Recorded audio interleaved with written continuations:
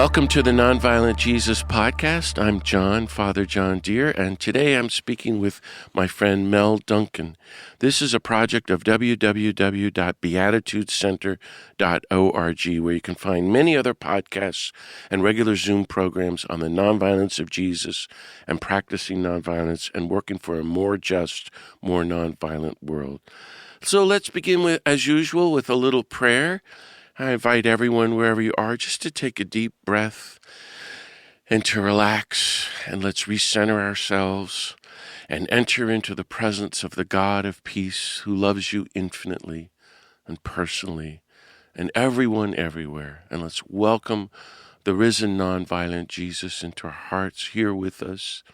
Just take a moment to ask for whatever grace you need to follow the nonviolent Jesus more and more and to do God's will.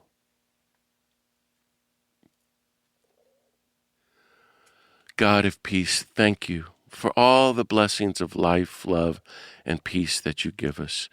Be with us now as we reflect together on your call to follow the nonviolent Jesus and work for a more nonviolent, more just world. Bless us, inspire us, disarm us, heal us, strengthen us, and send us out to do your will, to do our part to help end poverty, war, racism, greed, injustice, genocide, nuclear weapons, fascism, and environmental destruction, that we might be your holy peacemakers, your beloved sons and daughters, that we might welcome your reign of universal love, nonviolence, and peace on earth.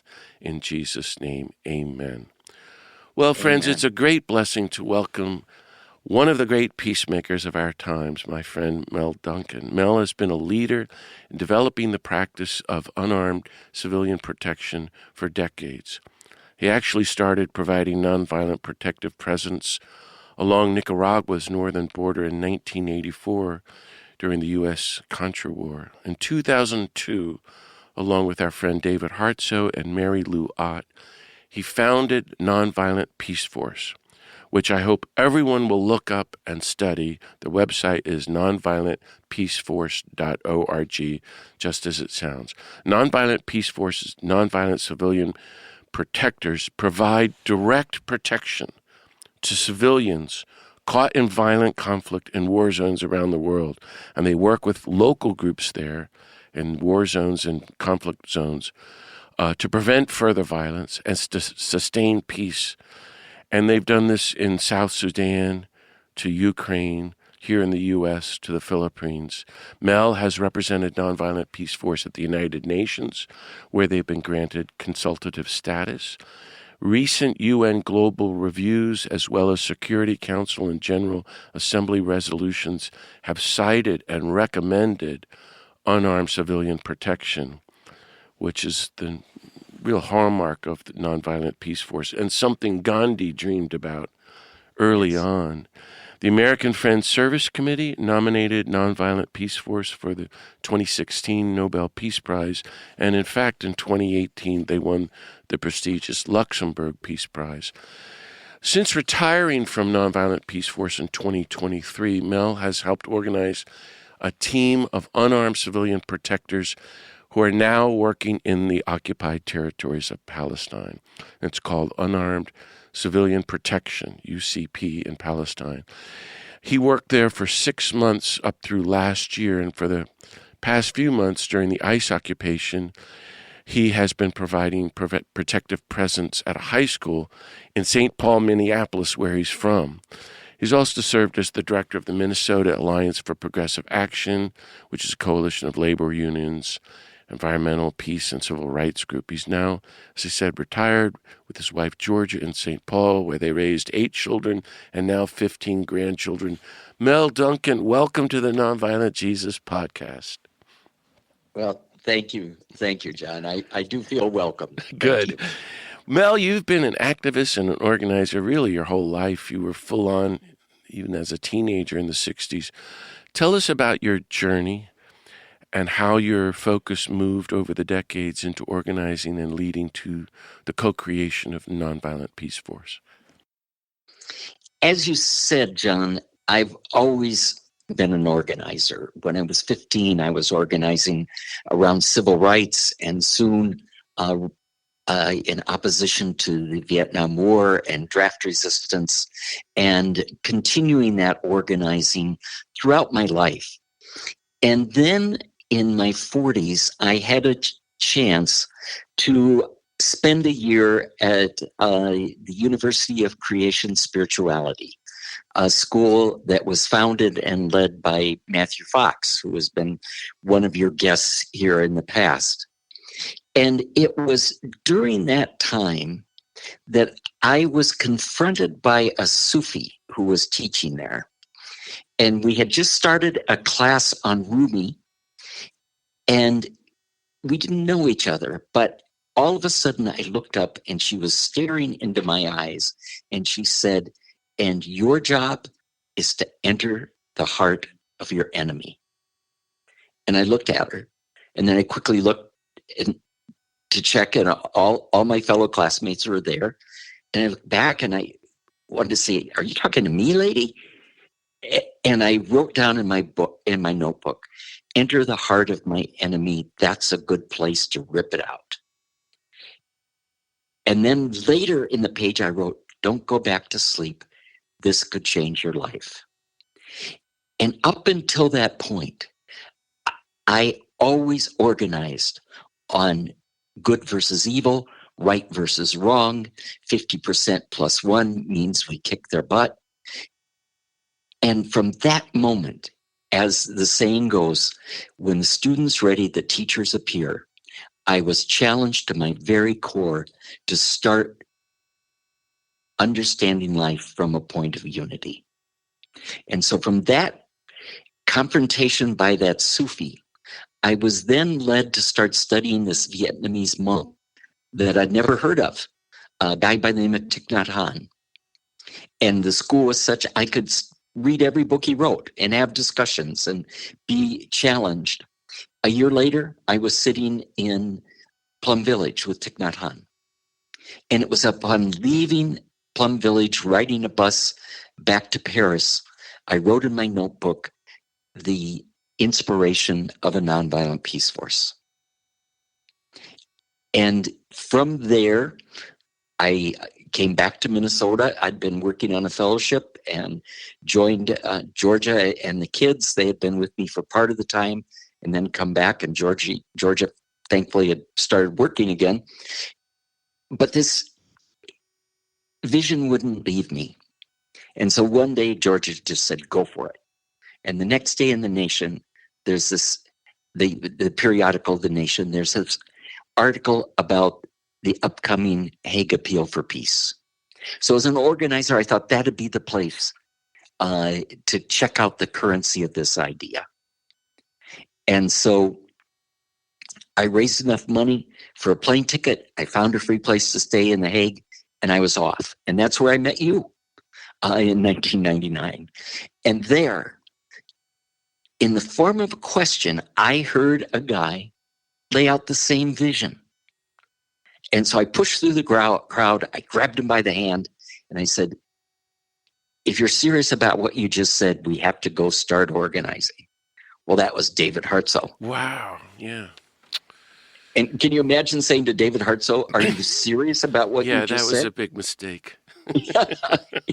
David Hartsoe, to our listeners, was one of the great peacemakers of our time who died last year, and wasn't able to get him on the podcast, and just mythic figure who would work with Dr. King and started programs all over the country. You can't even begin to talk about him. So I remember, first of all, thank you for the story. I didn't know that, and we were probably there in the Bay Area at the same time, and I was blessed to know Thich Nhat Hanh for 30 years through Daniel Berg, and had many life-changing experiences with him, and I'm so glad you got to Plum Village. But I remember the day, and I remember you at the Hague Appeal, which is every 100 years there's a global gathering for peace. I think there were 10,000 people there. Yes. It was very exciting. And and this was 1999 in The Hague. That's where I met Tutu and became friends with him. in the hallway. Yeah, But I ran into him on the stairway. Yeah.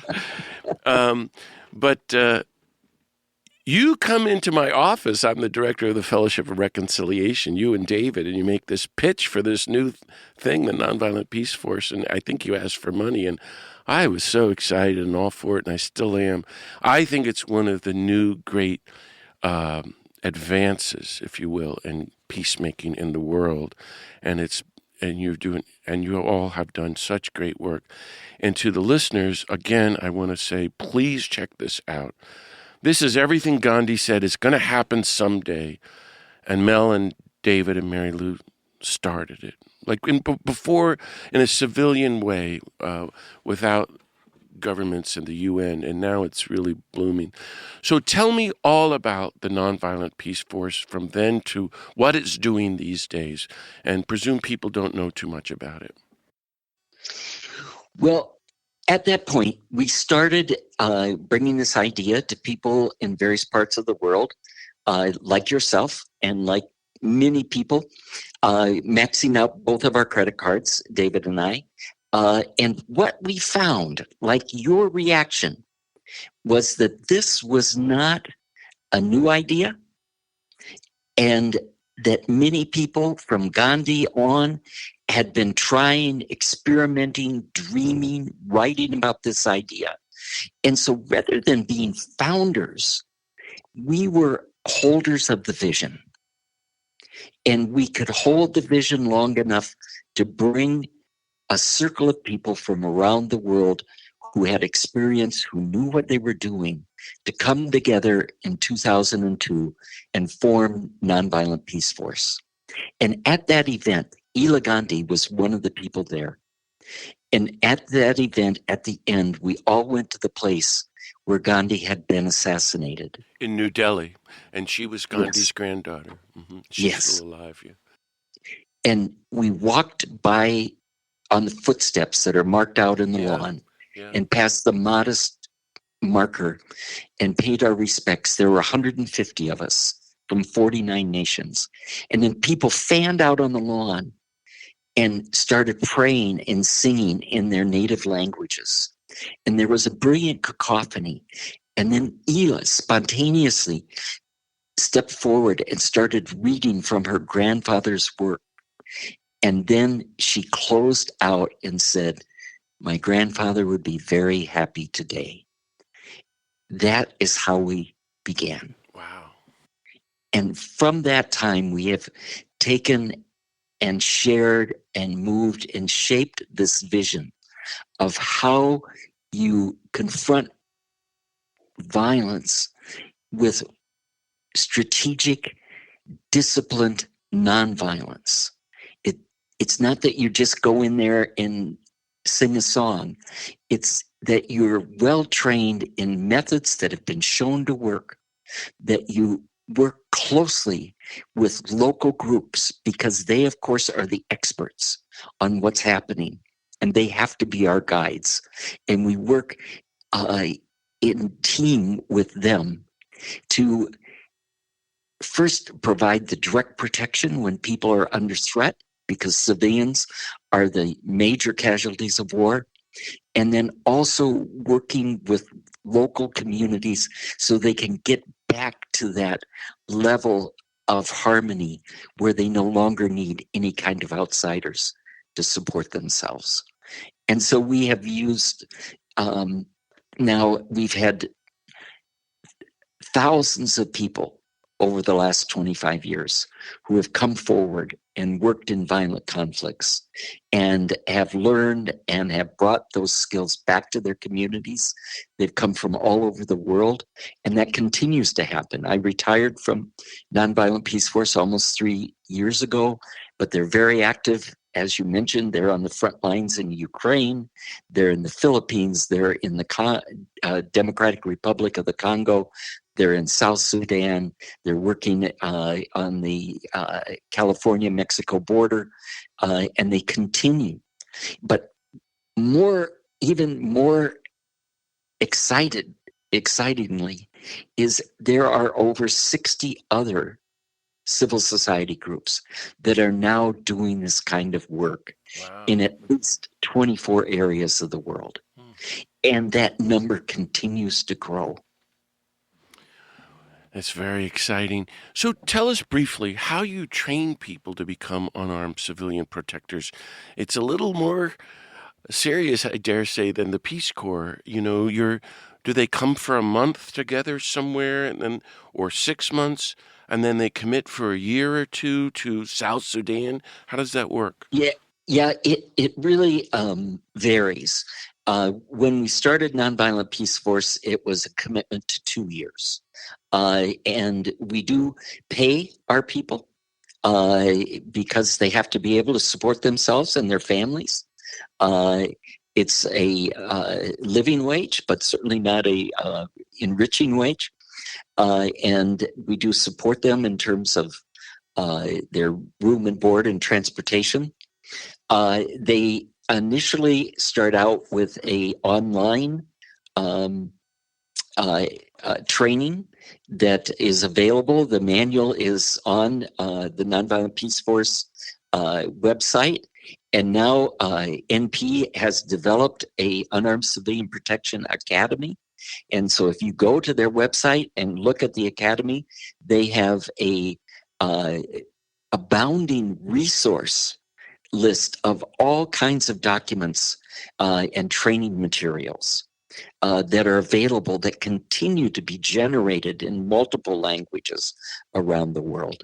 So people take part in the online training, and then they take part in the face-to-face training where they learn, first of all, the basics of nonviolence. And we tend to stress Barbara Deming's two-hand approach of that we, with one hand, will resist the injustice that you do, but on the other hand, we reach out to the humanity that is in every one of us. And then we teach the principles, which include nonpartisanship. While we are not nonpartisan when it comes to international humanitarian law or the violations of the basic laws that are happening today, we do not take sides in terms of conflicts. Now that has become more difficult and more challenged today as we work in not use NP, but as I've worked in Palestine and as NP has worked in Ukraine, where it's impossible to talk with the adversaries. And another basic principle is the primacy of the local actor, that it has to be the local people who are shaping the strategy and how it's carried out. Wow. Then from there, people are trained in what now is 12 basic methodologies that are used and applied to various stages of conflict, depending on what's happening at the time. And then from that, people learn to do conflict analysis so they can analyze a conflict and understand whether one does interpositioning or one does accompaniment or one needs an early warning, early response kind of mechanism that's set up. And also we spend a lot of time on team building because this is not a lone wolf operation. This is people working together. So I'm such a big believer in this. I want to ask you, how can our listeners learn more and support Nonviolent Peace Force and other groups providing unarmed civilian protection? Because it's going to have to become even more needed as hopefully we move, as Gandhi would say, toward the abolition of war. And eventually all the governments in the world start creating nonviolent civilian-based defense systems, that all conflicts around the world will be resolved nonviolently. We won't be bombing and killing people anymore or having drones or anything. So how can people help out? Well, there's a number of ways. They can go to the website of nonviolentpeaceforce.org And as I mentioned, there are a number of other groups. We've come together and work in a community of practice that includes, for example, Peace Brigades International, PBI.org. There's the Mobile Peace Team that used to be Meta Peace Team. They changed their name because of someone else took the name Meta. And so now they're mobile peace teams. There's the Ecumenical Accompaniment Project in Palestine and Israel. There's the community peacemaker teams. There's all of these groups that do rely upon people to come forward and volunteer to serve as unarmed civilian protectors, but also to serve in other capacities. We need people who can help do public education, who can help to build the structure that's necessary to sponsor events, so that people do understand that this is a real and practical approach to dealing with violent conflict. And it's here. It is here and now.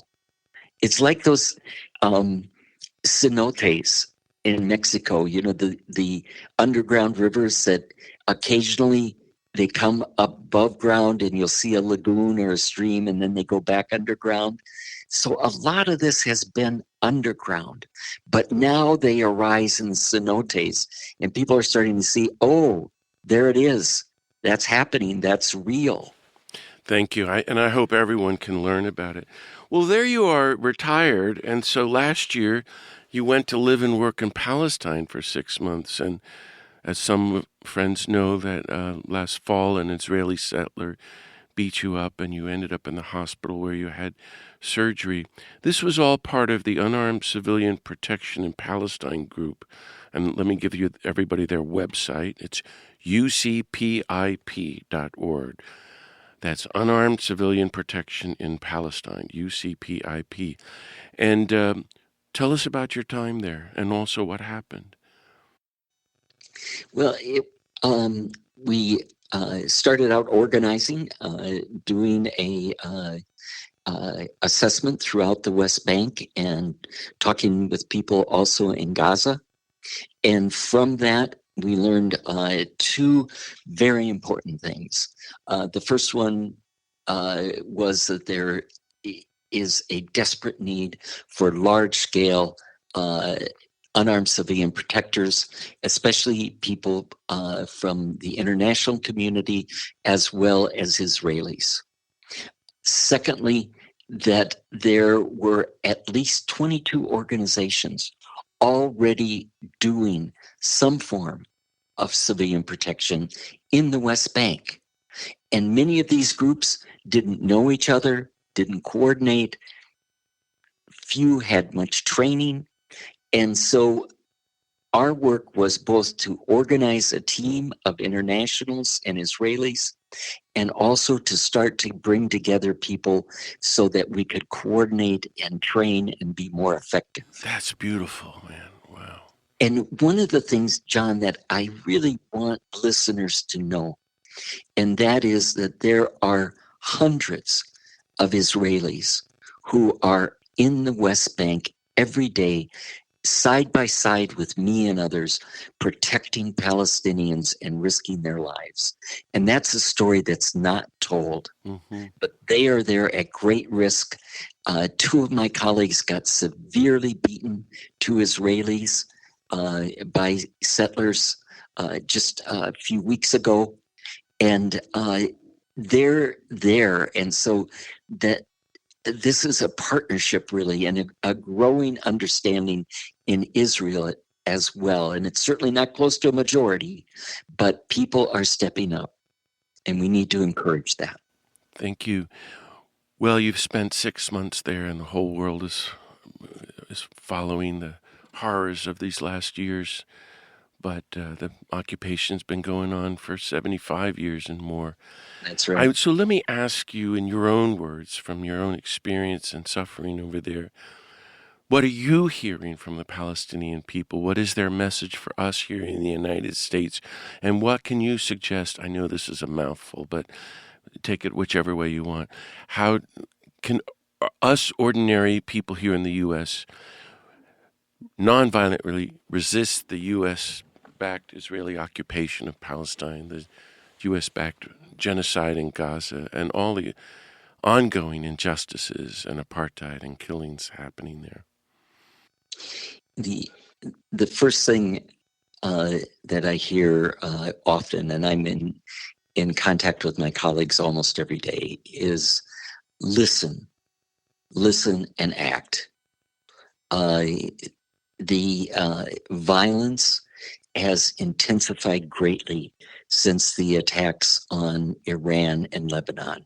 That fog of war has provided the cover for the Israeli settlers and the Israeli army to increasingly and brutally attack civilians. And for example, I stayed in a beautiful Bedouin village in the Jordan Valley. We were 10 kilometers from where Jesus was baptized in the Jordan River. Every morning I could look up and to my right see the distant skyline of Jericho and the Mount of Temptation. And there we were, right in the place where Jesus walked, in the beautiful sand mountains in the desert. And we were in a village of 130 families of Bedouin shepherds. And all they wanted was to herd their goats and their sheep and to raise their families and send their children to school. And we encountered attacks at least twice a day. This was, in all my career, the most intense violence I've seen, that 2 to 5 times at any time of the day, we would encounter settlers who were often backed up by either the Israeli army or the Israeli police.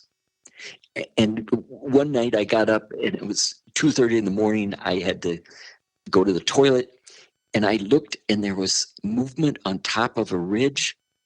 And I went and woke up one of my colleagues and she and I went out and we shined our flashlight up on the ridge. And I said, Chloe, there's 4 horsemen coming at us, apocalyptically. Great. Yeah. And she said, no, Mel, it's 3. The 4th one's a shadow. And I thought, oh, great. And here were these masked settlers galloping towards us. Wow. At 2:30 in the morning. And so we went and woke up the rest of our colleagues and got every form of light we could, and because they don't like light, and shined light on them and said, go back to bed, get some sleep, get out of here. And they, pranced around and like the KKK and for a few minutes, and we just kept not making a big deal out of them and saying, get out of here, get some sleep, go to bed. And then they finally left. But they tried to intimidate. And that violence now, as I experienced, has turned into direct assaults. And those assaults are becoming more and more gruesome.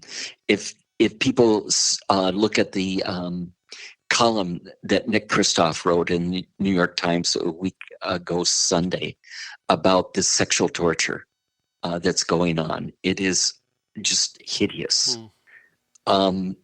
And so what can people do? First of all, pray without end, pray with our feet, as Rabbi Heschel says. And then there's a number of things.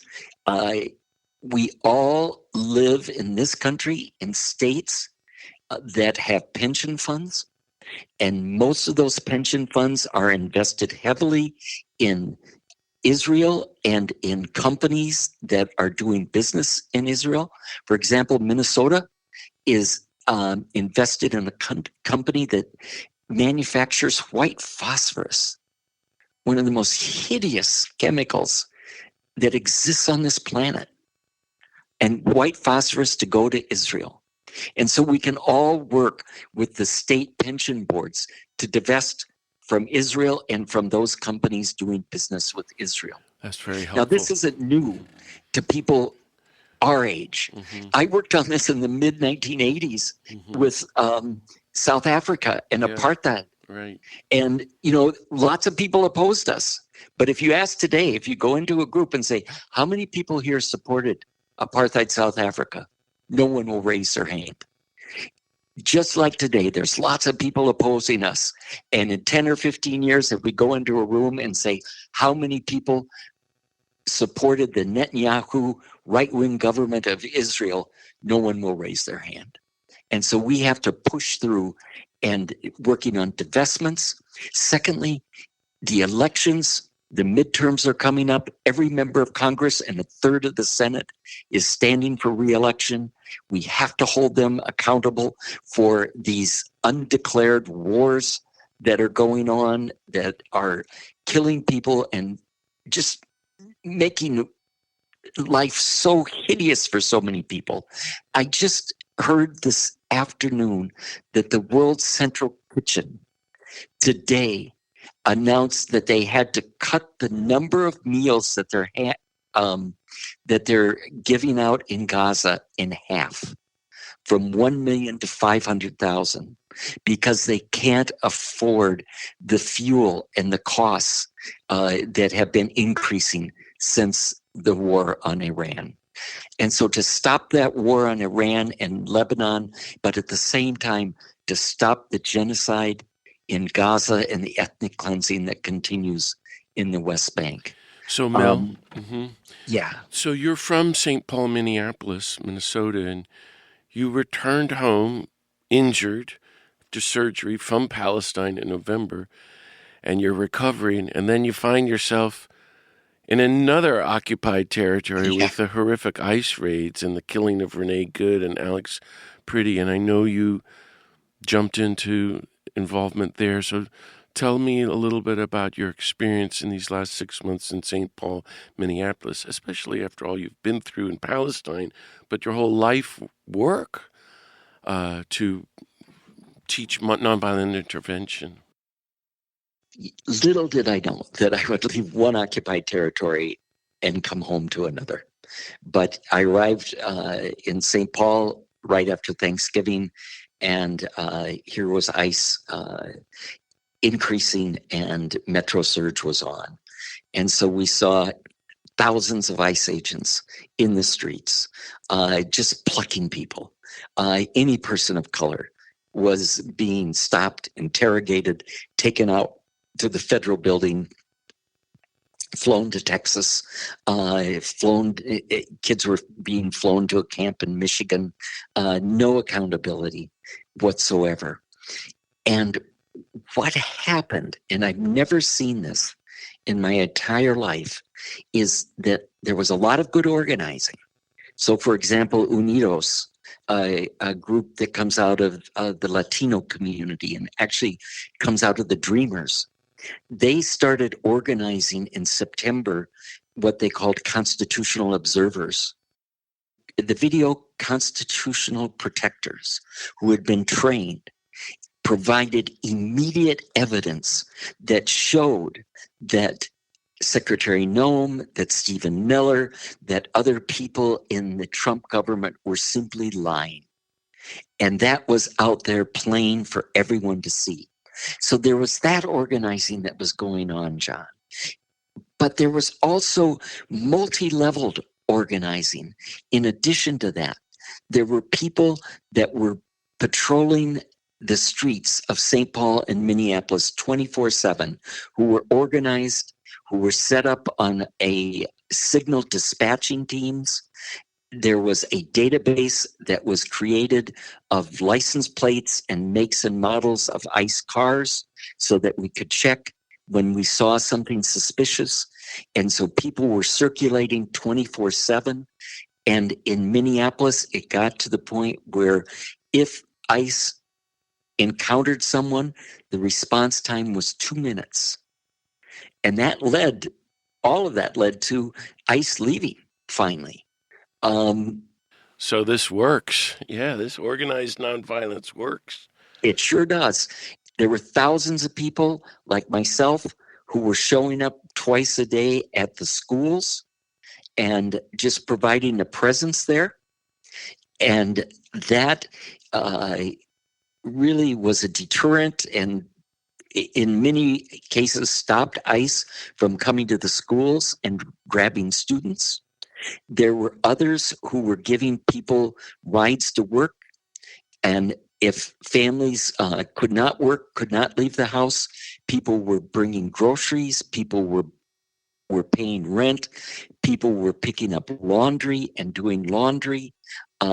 People in groups were going to immigrant-owned businesses and making it a point to shop there. There were protests every day. In fact, even today, my neighbors every day at 4:15 go out for a vigil. It's very inspiring.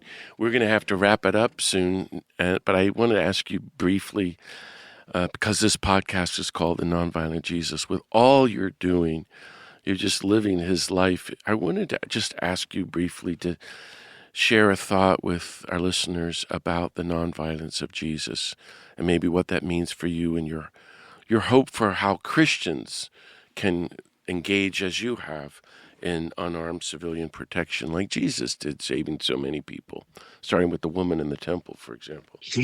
Yeah. And, it goes to the Beatitudes, which as a boy I took seriously. And I went through the list and thought, well, I think this is pretty clear about how we're supposed to live. I think so too. I think you're onto something there, Mel. And that also, that knowing that the kingdom of God is here and now, and it's not a place, it's a consciousness in all of us. And we need to recognize it. And when we recognize it, really lift it up and reinforce it in each other. And there are so many dark times and suffering, but realize that during that time, what brings us together is grief-soaked surrender. It's our weaknesses that bring us together. Would you have a final word of encouragement for our listeners? I noticed in your recent newsletter you ended with a quote from your friend who said, "Even when it's hopeless, you resist, because it's our basic humanity, it's our self-respect." What last word of encouragement might you have for us to keep going and resisting and doing what we can? That even when it's hopeless, and for the first time in my life, I did experience hopelessness, we can continue on. And that in sometimes hope is a luxury. But there's something beyond that. That there's something that the darkness is not empty. That we can continue on and we can hold on to each other and do things as Jesus showed us. And they aren't easy, but they're much easier than what is unfolding right now. Mm-hmm. Amen, brother. Well, Mel Duncan, thank you so much for speaking with me today, and thank you for all your good work. And everyone, please check out nonviolentpeaceforce.org. Thank you, friends, for listening to the Nonviolent Jesus podcast. And you can hear other episodes and find other upcoming Zoom programs at beatitudecenter.org.